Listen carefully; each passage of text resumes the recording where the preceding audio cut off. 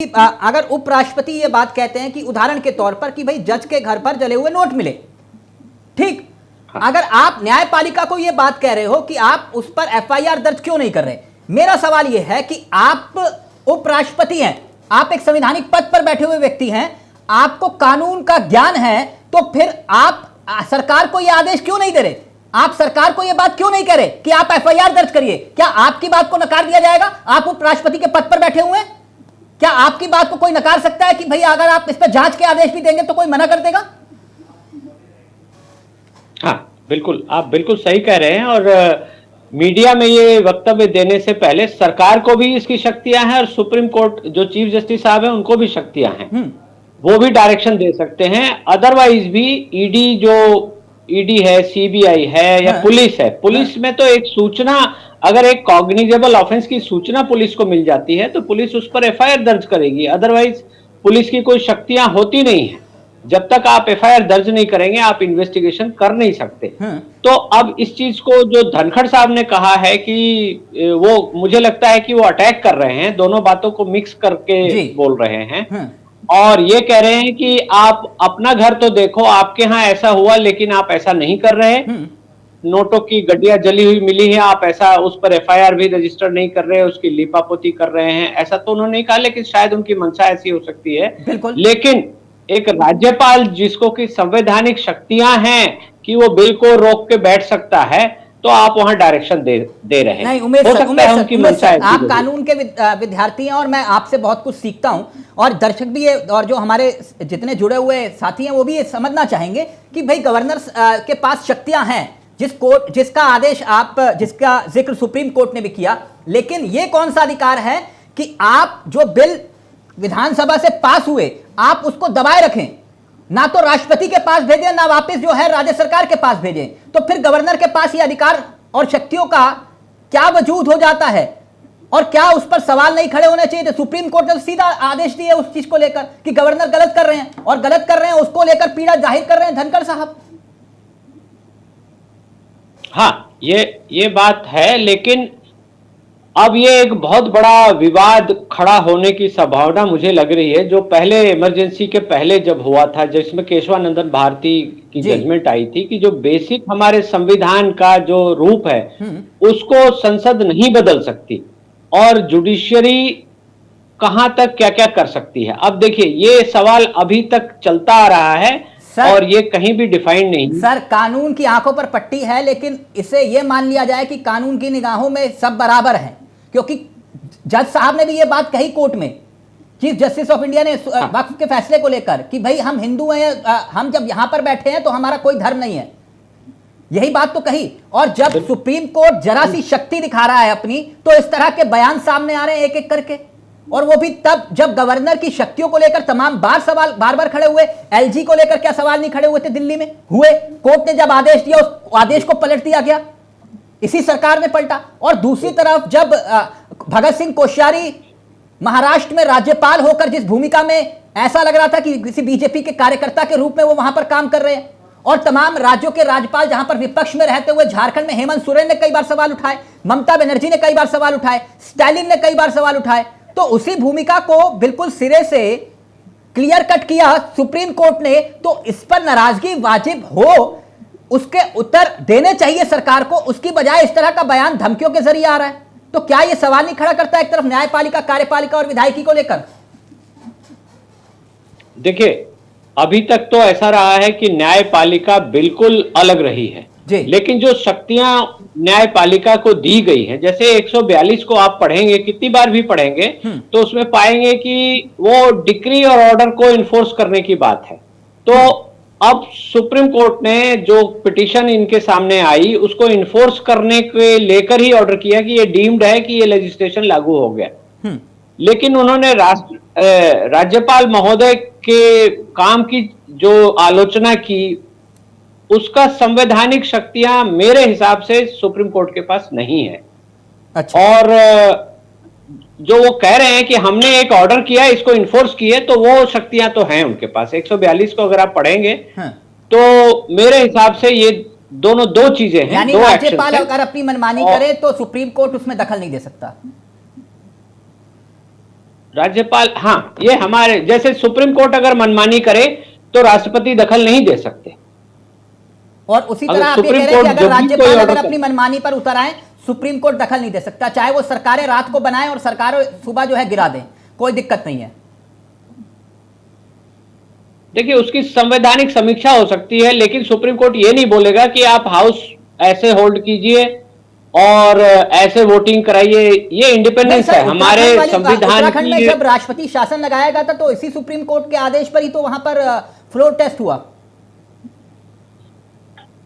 हाँ, floor test करने का बोल सकते हैं, लेकिन ये नहीं बोल सकते कि आप यहां बैठे हैं ऐसे करें, इतने लोग यहां बैठे, वो नहीं बोल सकते। फ्लोर पर जो गतिविधियां हो रही है उसको चैलेंज भी नहीं कर सकते। ये हमारे संविधान की बहुत ही मजबूत शक्तियां हैं। इसका मतलब ये हुआ कि फिर सर फाइनल संविधान जो मैं आपका फाइनल कमेंट ले रहा हूं उमेश सर, क्योंकि आप बहुत गहराई से बातों को समझा रहे हैं। ये जो हाल के दिनों में जिस तरह के फैसले आए या फिर जिस तरह से कोर्ट का रुख रहा, अब इसे पूरी तरह से हिंदू मुसलमान के नजरिए से क्यों जोड़ा जा रहा है? एक उदाहरण मैं आपको दे रहा हूं। यह बात तक आई कि मुसलमानों की भाषा से उर्दू को जोड़ दिया गया। उदाहरण के तौर पर, यह थोड़ा अलग विषय है लेकिन बहुत गंभीर विषय है, और यह बात कहनी पड़ी कि भाई उर्दू मुसलमानों की भाषा नहीं है, उर्दू कहीं बाहर से नहीं आई है, उर्दू हमारी अपनी भाषा है। तो ये इस तरह के चर्चा और विषय जो है कोर्ट के भीतर कहीं ना कहीं जिस तरह के चर्चा हो रही है देश में, ये और इतने मामले पेंडिंग पड़े हैं, इस पर चिंता जाहिर करने की बजाय हम ये कह रहे हैं कि भाई तुम हमारे काम में दखल मत दो, हम तुम्हारे काम में दखल नहीं देंगे।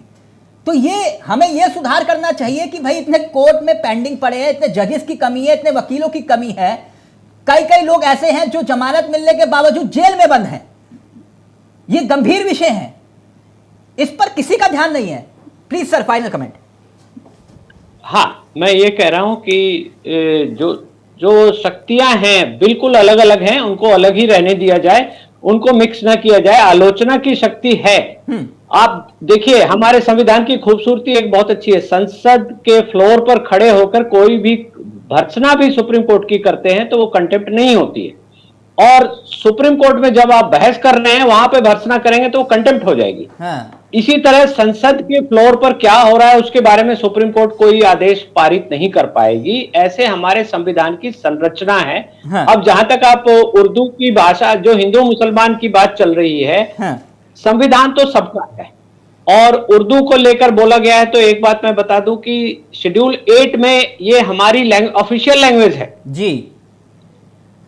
तो और अब उससे भी बड़ा सवाल जो आपने उठाया, उससे भी बड़ा सवाल एक और है कि अभी तक हम जो अनुच्छेद 348 हमारे संविधान का है वो हाई कोर्ट और सुप्रीम कोर्ट की भाषा को डिटरमाइन करता है। इसमें तय ये किया गया था कि चूंकि अंग्रेज जा रहे हैं, बहुत सारे कागज अंग्रेजी में हैं, तो 15 साल तक अंग्रेजी चलेगी और उसके बाद भारतीय भाषाएं आएंगी। तो वो तो हुआ नहीं। अब पेंडेंसी उसकी वजह से है, कैसे है, क्या है, वो सारा एक क्यूमुलेटिव फॉर्म है, आप उसको देखें सर। तो अब ये भाषा जी, भाषा का सवाल आपने उठाया, इसलिए मैं एक पासिंग रेफरेंस दे रहा हूं। हाँ, नहीं सर, आप बिल्कुल सही कह रहे हैं, लेकिन हम अभी भी एक विदेशी भाषा में भारतीय न्याय की बात करते हैं। हाँ, एडॉप्ट है। लेकिन एक बात सर, मैं थोड़ा क्रॉस द लाइन जाके बात कर रहा हूं। कल को सुप्रीम कोर्ट कहे कि भाई धनखड़ जी आपने सुप्रीम कोर्ट की अवमानना की, ऐसा संभव है?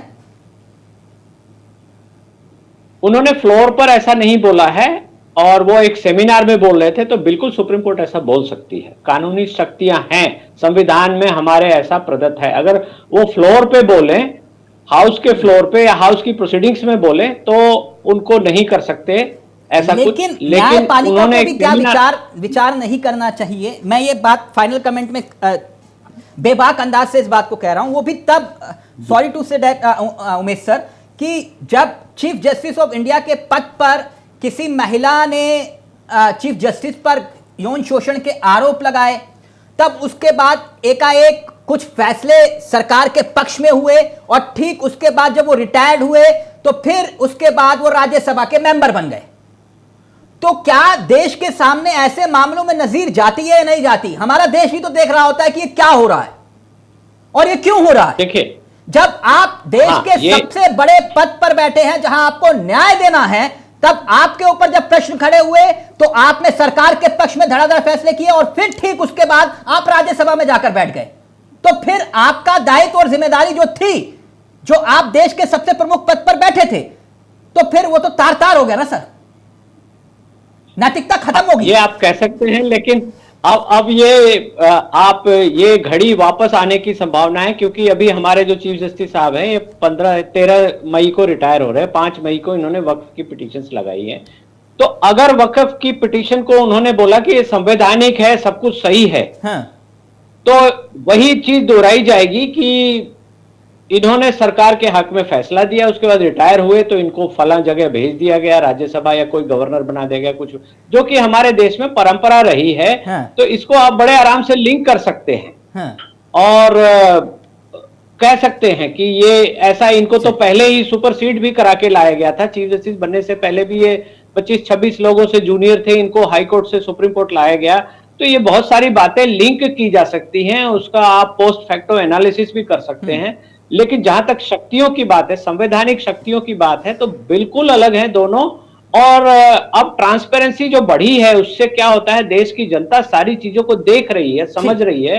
इंफॉर्मेशन का फ्लो है बहुत ज्यादा, इंटरनेट पे सारी इंफॉर्मेशन है, आप कुछ भी चेक कर सकते हैं। गांव में जो कोई बैठा है वो भी चेक कर सकता है, पुराने केसेस भी चेक। मैंने पूर्व चीफ जस्टिस ऑफ इंडिया का जिक्र किया क्योंकि ये किस्सा तो सबको याद ही है जो रंजन गोगोई साहब के साथ हुआ है ना, और फिर उसके बाद किस तरह से वो राज्यसभा गए वो भी सबके सामने है। और चंद्रचूड़ जी जो है, जिस तरह से जो बातें सामने आई कि इतिहास मुझे कैसे याद करेगा, और ठीक उसके बाद ये वाकया सामने आता है जब वो घर में गणेश पूजा करते हैं। हो सकता है मैं भी घर में पूजा करता हूँ, लेकिन उस दौरान वो देश के प्रधानमंत्री को बुलाते हैं सर।